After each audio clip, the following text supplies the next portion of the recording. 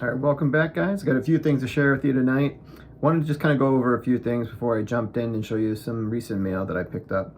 I was able to actually get my first baseball tickets of the season. It's actually going to an out-of-town game. I'm actually going to be going to Busch Stadium in April and see them play the Toronto Blue Jays, which oddly enough was the same team I saw when I went to Baltimore last summer, when I saw the Orioles and the Jays back in August.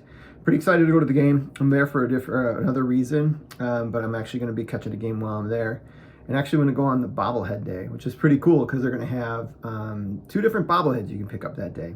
You don't know which one you're going to get when you walk in. And actually it is of Yadier Molina and also of Albert Pujols pitching. So it's when they pitched. So it's going to be kind of funny seeing those bobbleheads. And I think between the number of tickets I have for the game, I should be able to get probably one of each, which would be kind of exciting to show you on the channel probably when I get those in 2 months. So just a couple things kind of coming up on the channel. Just wanted to kind of share with you. I know I'm a little behind on getting some content out, but it's been kind of a busy work week. And I'm also training for a race again. So a lot of my hours are dedicated to doing that.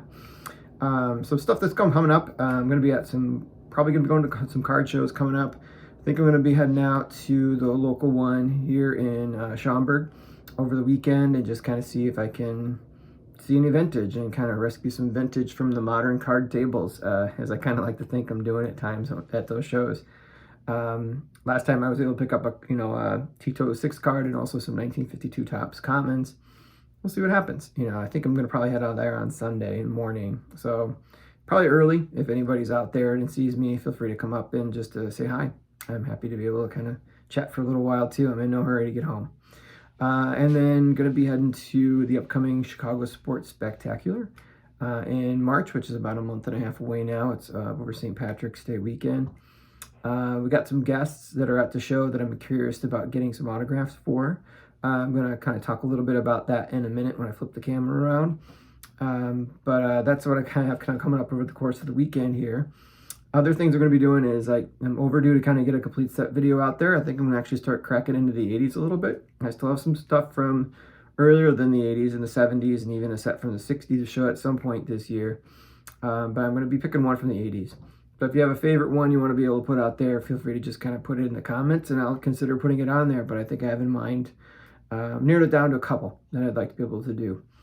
Also want to be able to show you I've picked up some couple more Diamond Star cards recently. So I'm going to be doing another video talking about these players that are on these cards right here. So you can look out for that one. Hoping to have that one done maybe this weekend. I don't know if it'll post on this weekend or if I'm going to be posting it over the course of the next week. But I'm excited to be able to kind of share those with you and their stories of the players that are featured on there. All right. With that said, I'm going to flip the camera around and kind of just show you some things I picked up over the course of this past couple weeks. All right, now I got the camera flipped around. So I mentioned I'm going to be going to the Chicago Sports Spectacular, and there's two players I always thought about getting an autograph from. They're going to be making appearances. One was Orlando Cepeda, and the other one is Jim Kaat. And looking at the prices for the autographs, it seems like Jim Kaat's a real steal at the show, so I'm kind of leaning towards that. Plus, if I did a Cepeda, I'd probably have to pick up the card that I wanted to be able to have signed. Whereas the Jim Kaat, right before you, I do have a copy of his 1960 Topps rookie card here. It's a little bit of a beater. I don't think it would grade out all that high, maybe a 2, maybe a 3 at the most. But I do know autographed rookie cards, especially autographed vintage rookie cards, do pretty well. So I'm not looking to sell it, but I think it would look kind of cool to have this one signed. Just got to figure out what color ink would probably really stand out with this background and where to sign it on the card. So he probably would kind of just sign it right over him. So black might bleed in a little bit to the background, so it might be hard to see. Blue might be too dark. Red might be about right. I don't know. I got to kind of figure out what kind of Sharpie would probably be working well with this card. If you guys have any suggestions, I definitely would be interested in kind of hearing it. But so probably going to get his autograph. Pretty much 99% sure on that decision, and I'll be kind of looking to do that. Unfortunately, he and Cepeda are not there on the same day. I'm only going to go one day, so that's also part of my decision. So I got some stuff to show you that came in this past week. All the stuff is for set-related items. starting with a 2001 Topps Gold. Remember, I'm just trying to get the stars and Hall of Famers for this set. So as a reminder, these are all numbered out of 2001. This is the first year they numbered every single car from their flagship product. So I got the Bernie Williams delivered this week. Been looking for this one for a little while. Someone posted on there at a buy it now price I thought was pretty reasonable, and the shipping was free. I really think that Bernie Williams is pretty an underappreciated player during his time.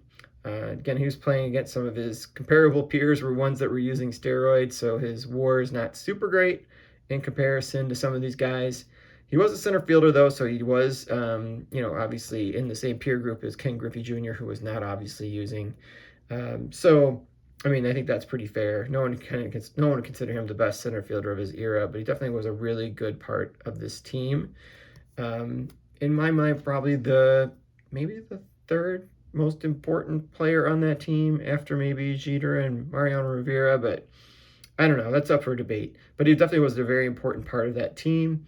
Was a kind of a favorite player of mine too. I think he was a really cool and approachable guy from everything I was able to read and see about him. Once led the league in batting, appeared I think in 5 All-Star games. Anyway, Bernie Williams. Happy to be able to kind of add that one to the list. I gotta inventory that card and check it in. And then the other group was I bought a lot of 1953 Bowman color cards. Some of the ones are real beaters in here, but I saw a couple in here that I thought looked pretty good. For my purposes, again, I'm trying to put a low-grade set. And for me, and for 1953 Bowman color, I don't want any significant major creases on the cards or holes or things like that, or the surface being really scratched. Other than that, I can kind of live with some of the corners being rounded, and maybe even a little bit of paper loss here and there, depending on where they are on the cards. So here's the ones I got. I'll start from kind of the back going forward. Got another Del Ennis. This one is creased, so this is not going to replace the one that I'm probably going to keep for me, but it'll be one of the duplicates that I have. Got a Wally Moses. This one I was a little unfamiliar with because I'm like, okay, I already have, Jimmy Dykes is the manager card for this. Did they actually put a coach in here? And sure did. They put him in there. So he played a lot with Philadelphia and again with the White Sox later on in his career. Here he is in his early 40s, and he's part of this Bowman color set, which I thought was kind of interesting because they only picked 10 guys per team to make the 160 card set. So I thought it was very interesting. They picked a coach to be able to do that, but not uncommon for the era. Gil McDougall. This one's got major creasing in the middle. It even has a writing on the card. I don't know if it comes through there on the camera. It's a beautiful picture, though. I can't wait to be able to get one in better condition, but this is definitely one that I'll be looking to upgrade in there. So there's Gil McDougall on there. I think it's my second Yankee for this set so far, because obviously I have Whitey Ford. Here's a beater, George Kell. Already had it, so it's going to be kind of a duplicate on there. Here's one of the cards I thought looked pretty good, and that was part of the reason it kind of attracted me to the lot was the Leo DeRocher manager card. I've always really enjoyed reading about Leo DeRocher. It sounds like he was quite the character in the game. Happy to be able to do a player profile, probably manager profile too, on him. At some point in the future when I get his Diamond Star card, I believe he's got a card in that set. And he's definitely a guy worth talking about. This one's got some staining on here just from the wax itself, from the packs. I can kind of deal with that. The front looks pretty good to me. There is a small crease there, but it's so subtle, it doesn't really take away from the value of the card in my mind as far as how it looks and the eye appeal. So happy to kind of add Leo the Lip in there in the collection. Then we have another manager card. This is Phil Cavarretta, recently assigned as a manager for the Cubs as of this card. I think he, in 53, may have been in his second or third season, maybe coaching or managing the Chicago Cubs at that point. He had retired from baseball at that point, but now has kind of moved on as manager. He was the most valuable player in 1945 when the Cubs made a World Series appearance, which was their last World Series appearance until 2016 when they actually won the whole thing. So a little bit of history there. Got another Richie Ashburn. This is not nearly good enough to replace the one I have in my set so far. And I got Davey Williams, the very first card in the set. As you know, this one kind of has a little bit of a premium because people put this at the top of the pile and put rubber bands around him. And unfortunately, it was like a even like a kind of a common card at that time. So probably not one that people really coveted and probably didn't take very good care of. Mine's got a little bit of writing on the back here, which I might be able to live with if I can't find a suitable replacement, but I'm hoping I'll be able to get a better replacement in the future. So there's Davey. They made the All-Star team one time in the 50s. I think it was in 1953. The year before they were in the World Series in 54 and won. So of those, I got picked up, I think, 4 more for my set. And of those, I think the Wally probably be one that kind of keep and doesn't need to upgrade. The Leo probably is another one. The Phil Cavaretta, and then maybe the Davey. So I got about 3 on there and that's how it kind of goes when you're building vintage sets anyway. You might buy a lot and you only get a couple cards in there you need or a couple upgrades in your set. But that's okay. It's part of all the game with building it. All right, guys, I hope you have a great weekend, and I'll have some more content out soon, or probably in the next couple days.